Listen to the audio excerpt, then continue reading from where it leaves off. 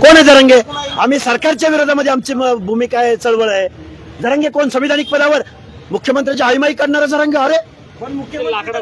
अरे लाकडाचं एक मिनिट, लाकडाचं हे बघा, जो तोंडामधून विष्ठा टाकतो त्याच्या विरुद्ध काय बोलायचंय? लाकडं काय बोलतो? आमच्याकडे मल्हारराव होळकरांनी भाला दिलाय आणि तो भाला कुठं घालायचा आणि कुठं काढायचा, तू जास्त भानगडीत पडू नको आमच्या.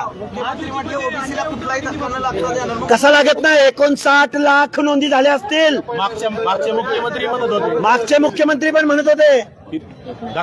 त्यामुळं शासनाने आपली भूमिका जाहीर करावी, आमदार खासदारांनी आपली भूमिका जाहीर करावी आणि पक्षांनी जाहीर कर.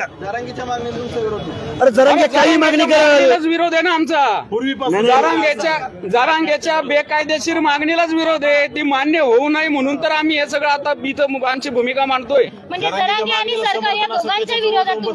प्रश्नच नाही. आमचं आरक्षण टिकवणं. जरांगेच्या बेकायदेशीर मागणीला बळी पडून, दबावाला बळी पडून सरकारने ओबीसीच्या विरोधात निर्णय घेऊ नये असं आमचं स्पष्ट म्हणणं आहे. सरकारला तुम्ही बघा ना, तिथं अख्खी मुंबई जाम केलेली आहे. 12 ते 15% लोकांनी मुंबई जाम केली. 55% लोकांनी काय होईल? मीडियावाले आपले असू द्या. भूमिका चौथा स्तंभ आहे. ठीक आहे, वेल डन. चला बरं, लास्ट प्रश्न. चला लास्ट प्रश्न बाबा.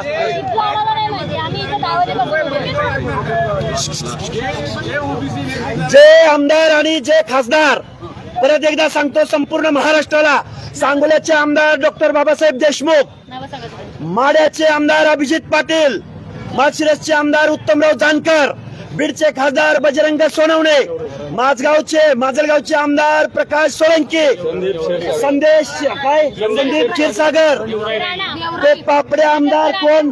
विजय पंडित, बंडू जाधव, अंबादास दानवे, आष्टीकर, ओमराजे निंबाळकर, सुरेश लंके.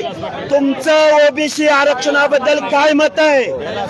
कैलास पाटील, कोण?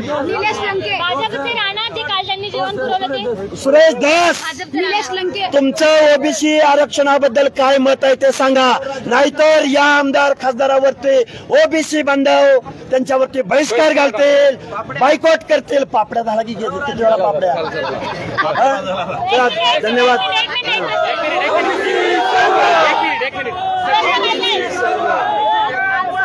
ओबीसी सर्व आणि ओबीसी सर्व हे बघा.